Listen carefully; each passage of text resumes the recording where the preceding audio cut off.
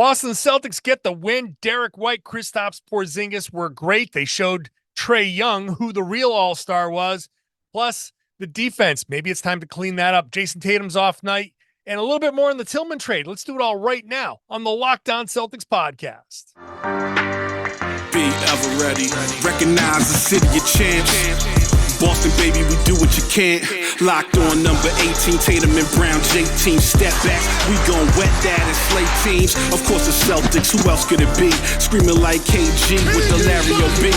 Karalis above average, assessing the team status. Best daily pod, no cap, salary matching. Clutch like Bird the DJ, keep John on replay. Prime time, dapping up the truth on the sideline. Raining J's, how it started, raising banners, how we finished. Locked on Celtics pod, home of the winners. B. Hey there, welcome back to the Locked On Celtics podcast right here on the Locked On Podcast Network, where it's your team every day, and I got you covered every day with a free, fresh podcast that drops directly to your device if you're subscribed, so make sure you are doing that wherever you get your podcasts, on YouTube, in the comments section. Let me know what you're thinking about this show. I'm John Karalis, used to play a long time ago. Now I'm covering the Celtics for Boston Sports Journal, and today I'm doing it after the Boston Celtics get the 125-117 win over the Atlanta Hawks. Later on, I'll talk about a little bit more on the Tillman trade, some more details since the last emergency 5-minute podcast thing that I did earlier.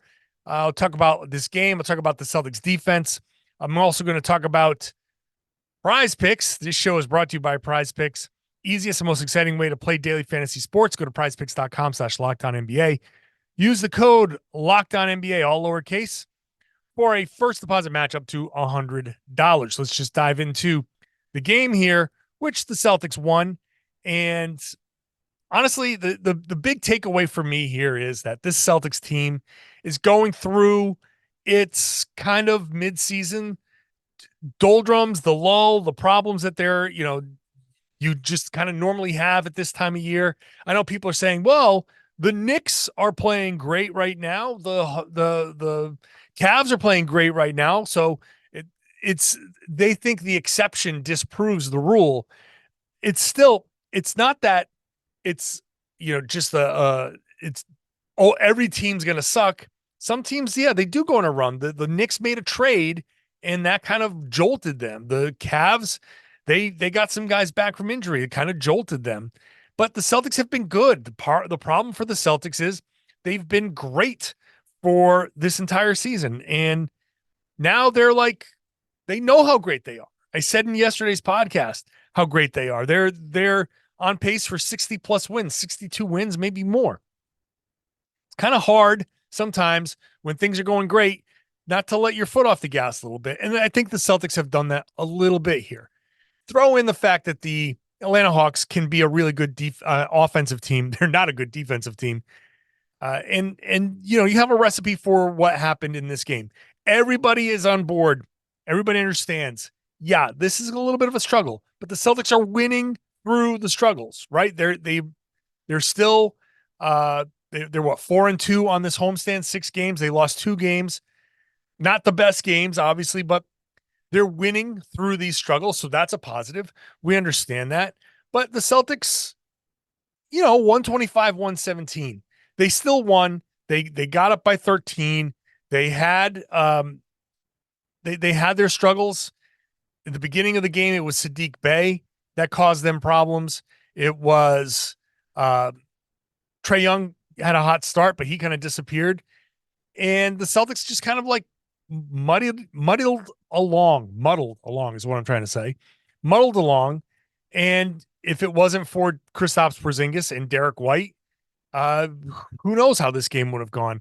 Early on, Jaylen Brown played well, but he was kind of just a first half player. He had 15 points in the first half, 0 points in the second half. Kind of an odd performance. He took 1 shot in the second half.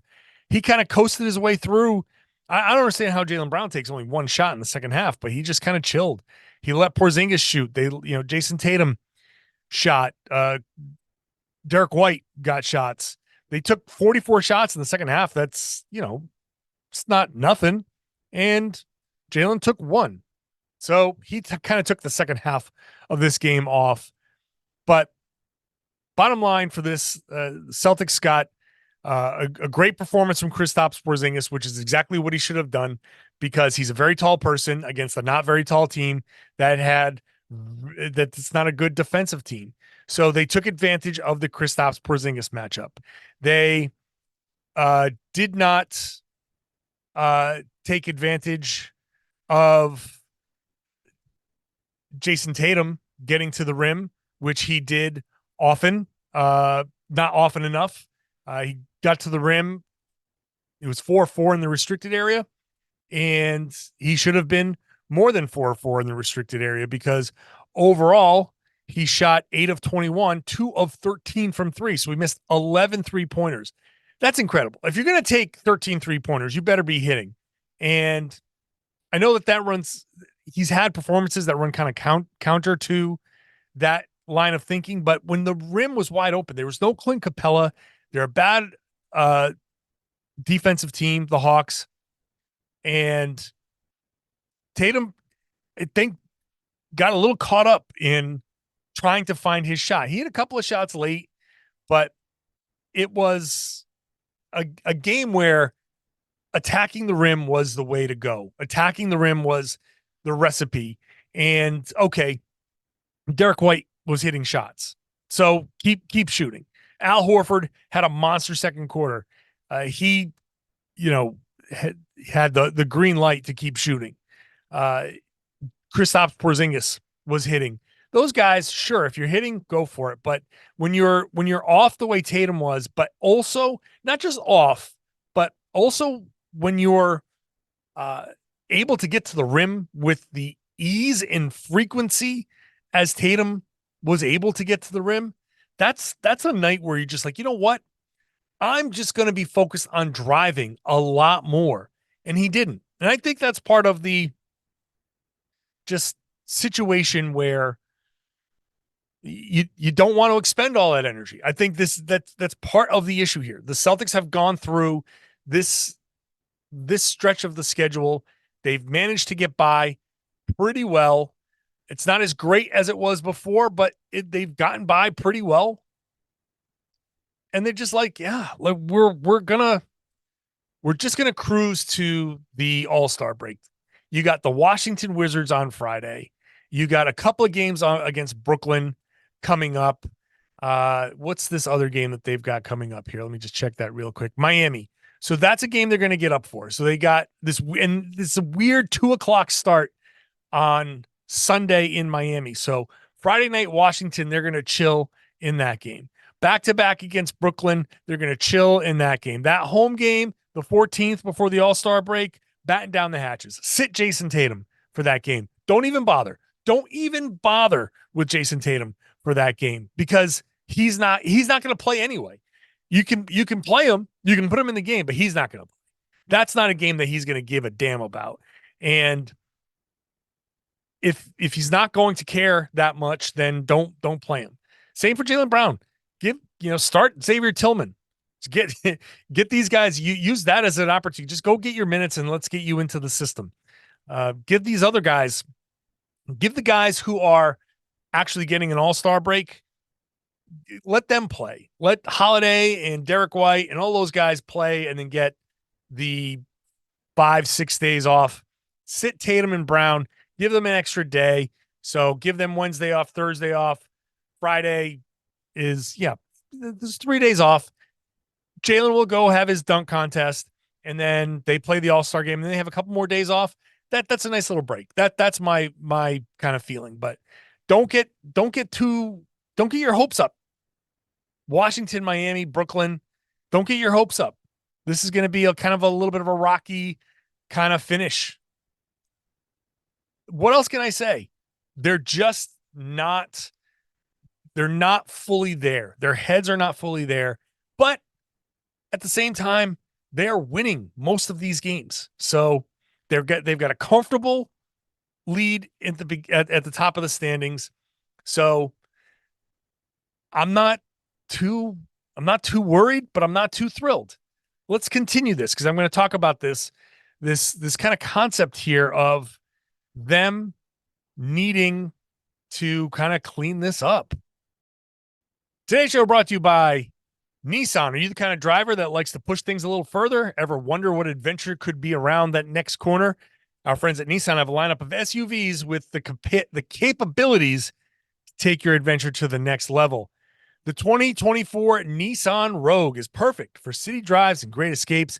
Class exclusive Google built-in is your always updating assistant to call on for almost anything. Gone are the days of connecting your phone. Google Assistant, Google Maps, and Google Play Store are built right into the 12.3-inch HD touchscreen infotainment system. The 2024 Rogue is the perfect midsize crossover for your next adventure. Nissan's incredible lineup also includes the 2024 Nissan Pathfinder. It has room for up to eight, an expansive cargo capacity, an advanced available 4x4 capability with 284 horsepower and up to 6,000 pounds of towing. When adventure calls, the Pathfinder is there to answer. Take the Nissan Rogue, Nissan Pathfinder, or Nissan Armada. Go find your next big adventure. Shop NissanUSA.com. Thanks for making Locked On Celtics your first listen every day. The NBA trade deadline fast approaching right here Thursday at 1 p.m., 2 hours ahead of the deadline. Get to Locked On Fantasy Basketball. Josh Lloyd's got you covered. All the trades. If any of these trades happen, who knows what's going to happen? Josh Lloyd's is breaking them down. Locked On Fantasy Basketball. Go subscribe there on YouTube. It's part of the Locked On Podcast Network, your team every day. And let's get back into this discussion. I think one thing here that a huge takeaway for me is that Trae Young making the All-Star game, to me, it's a tragedy. It's a travesty, not tragedy, travesty. Because Derrick White is very obviously the more impactful player. Derrick White is very obviously having the better season, the more impactful season. Yeah, Trae Young puts up numbers. But what does that get you? What does Trae Young's numbers get you? 27.3 points and 10.9 assists per game. The numbers look gaudy, right? They kind of jump off the page. Wow, 27 and 11. That's an incredible numbers. But he's also almost a -2 every game. He is a negative on the floor almost every game, where Derrick White is +8 per game. It's fifth in the league, fifth in the NBA. Derrick White in the fourth quarter in this game, 4 3-pointers, 12 fourth quarter points. Where was Trae Young? What was he doing? Made a couple of nice passes. Okay. Threw a couple of alley-oops. Okay. Now, Trae is an elite passer. No doubt about that. But let me ask you this. Would you trade Derrick White for Trae Young straight up? I would not. I would not. Not for this Celtics team. No way. Now, let me tell you, I would not be surprised if some people in the Hawks organization didn't agree and say, if the opposite, would you trade Trae Young right now, straight up, for Derrick White? Just forget the rules, forget everything. Would you just trade Trae Young for Derrick White? I know that there are some people in Atlanta be like, yes, I would. You got to. You have to. You have to. You look at what Derrick White is capable of doing, what he does on both ends of the floor. If you subbed Derrick White in for Trae Young, just swap it around or forget it. Let's just say Derrick White was playing for the Hawks in this game. The exact same game, except Derrick White played for the Hawks. I think the Hawks win this game. He's so good and capable. Now, is he going to go out there and drop 30 a night? Is he going to average 27? No, but he can average 20 plus. He can. If you give him that option, to kind of fire away and be the number one option or number two option, he can average 20 plus. He can get you 7, 8, 9 assists a game. He can do that. He's capable of doing that. Is he going to put up Trae Young numbers? No, but is he going to need the volume to do it? No. And is he going to be a plus defensively? Hell yes. He is an incredible defensive player. Derrick White should be on the all-defense team. Trae Young decimates their defense, just as the most god-awful defender. So Yeah, Trae Young got named to the All-Star game, and that is an absolute mistake. An absolute mistake. Derrick White deserves to be the All-Star over Trae Young. Trae Young is not an impactful player. He is not a winning player. If he was as good as people think he is, this Hawks team would not be below 500. The Celtics have more wins at home, 24, than the entire Hawks season.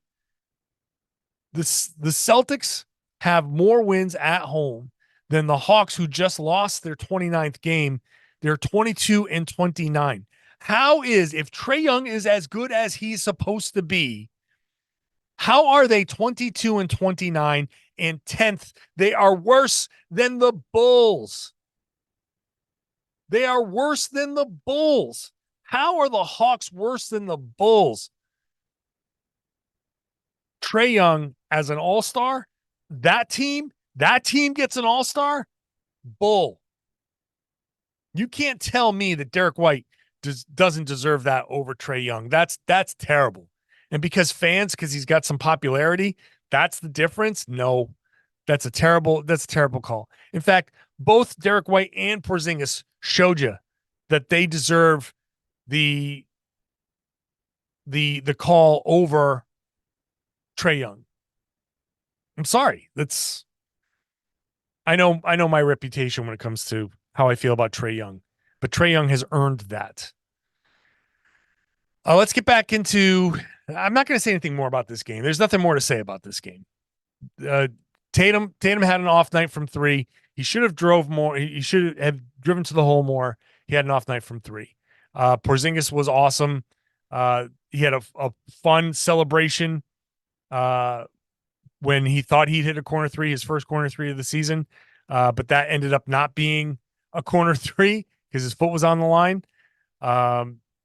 But he had obviously an amazing game. Derrick White had an amazing game. Al Horford, that second quarter was incredible. He finished with 14 points, 8 rebounds, 8 assists, 4 blocks, 2 steals.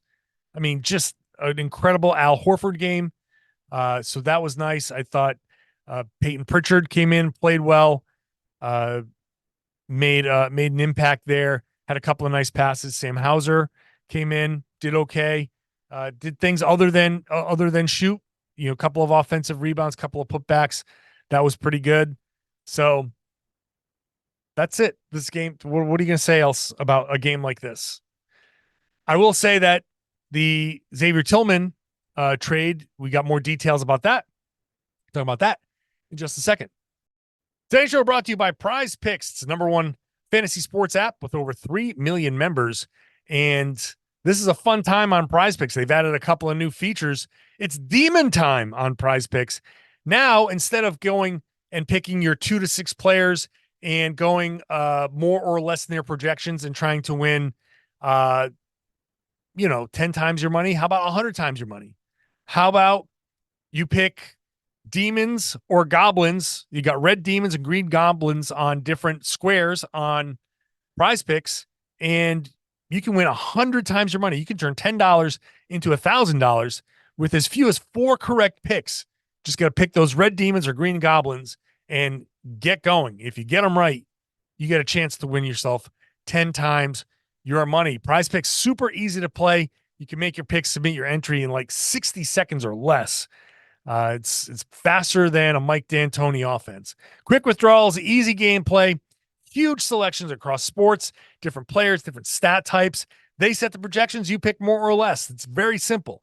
It's tough to get it right because, the projections, they're in a tough spot. But if you can get them right, you can win. Again, red demons, green goblins.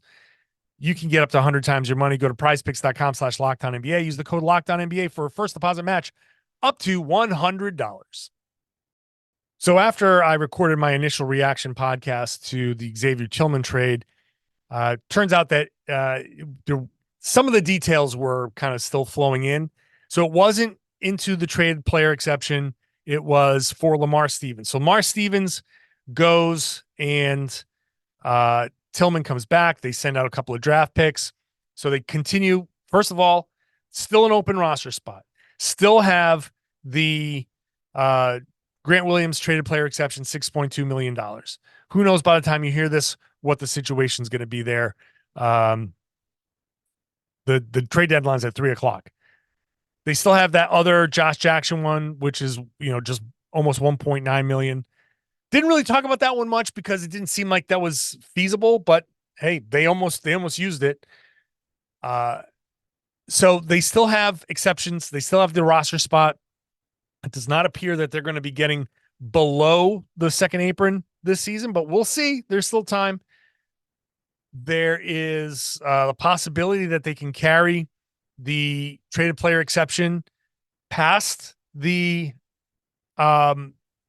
trade deadline because it was a summer deal, and the new restrictions, the tougher restrictions, don't kick in until the next calendar year, the next NBA full season. So the Celtics still could technically, now if they get to the NBA finals and win a championship, this won't apply. But if for some reason they need to use the exception and they don't make it to the finals, there is a possibility they could use it still under this calendar year, heading into the next calendar year. They could play that little game. It's kind of like what they did with the Kemba Walker trade and the Al Horford trade. Just the timing, you kind of do it before this calendar year, this NBA season ends, which ends after the finals are over. You can still get it done and use that exception before the new rules kind of take that away. So it's possible the Celtics could use it. I doubt it. It gets more complicated the longer you wait. But regardless, it's Tillman in, Stevens out. Shout out to Lamar Stevens. And, the guys talked about him like glowingly, even though he didn't play. It's not like he wasn't part of the team. You got to remember, like, you don't see him and we don't see him on the floor or anything, but he's in the locker room. He's in practices. He's, around the team. Just because you don't play much doesn't mean the guys don't know you. So they are going to miss him. He's by all accounts, a good dude. I didn't talk to him much, but he's a good dude and guys have developed relationships with him. But also congratulations to you, Lamar Stevens. You go from DNPs to the Memphis Grizzlies, where, yeah, it's not the best team in the world, but they need you. They need a body. You might start for them. You might play 32 minutes for them. You're going to get a high usage for them. So for a guy, and I said this in yesterday's podcast, right, in the mailbag, if you weren't there for the end of it, the gist of it is guy goes from end of bench DNPs and garbage time to they need me, that I got to play. He's going to be happy about that because he's got a contract that he's trying to earn. So go out there, earn your money, earn your keep. Maybe you stick around with the Grizzlies. Maybe they find something. Maybe it's a situation matters type of thing, and they find usefulness for him that didn't exist in Boston. So that would be great for him. Meanwhile, the Celtics get a guy who, as I've said, is versatile defensively. He's going to help a lot. And I think the Celtics have the opportunity to maybe unlock something with him because he, around Tatum and Brown and Porzingis and White, he's going to get a lot of opportunities to score in areas where he didn't get opportunities to score. The spacing is different on this Boston team. The spacing, the Grizzlies haven't had a ton of shooting, so the floor hasn't been open. The Grizzlies have been more of a floater team, get to the rim team, and so the spacing is going to be different. Opportunities are going to be different. So I'm looking forward to what he brings. I'm looking forward to what he can be on this team. And most importantly, they have his bird rights. Now the Celtics have set up, you have Pritchard here long-term, potentially. Hauser as a shooter here long-term. Another year at least of Al Horford. You now have Tillman. So if that works out, he's cheap, and I don't think he's going to be a huge contract to re-sign. You have the potential for Jordan Walsh down the road, stepping in on a cheap contract. Who knows with Nehemiah Queta, what he's going to be able to do. So all of a sudden, there's the potential for decently priced help on the bench that the Celtics can count on and really be part of a good team, and still keeping most, if not all, of their main guys. So we'll see how life changes for them as the second apron life rolls on. But getting Tillman, and we'll see how he goes, but getting him cheap and potentially being able to sign him long term if he works out, that is really high level team building. That's Brad Stevens, for all of the, great coaching that he's done over the course of his life, he might be a better executive. He might be better suited to be an executive, which is wild because he seemed like a lifer as a basketball coach, but this might be better for him. He just might be better at this job because he's killing this job. We'll see. The trade is official. It's done, which means that he will probably play on Friday, I think. If not Friday, then Sunday in Miami. I think getting him some burn against the very bad Wizards team would be helpful. And then he can go in against Miami and do a decent job. And hey, look, it's another defender to throw at Jimmy Butler in that scenario, and maybe chase Tyler Hero around screens. It's good timing. It's good timing. So I'm excited to see what he can bring. I'm excited for this podcast to be over because I've had a lot of problems recording this one, and it's very, very late. It's 4:15 in the morning. So I'm getting this one out just in time for a lot of you to wake up and get ready for work. Sincere apologies to the people who are waiting up for this and it's not there. Technical problems have delayed this significantly.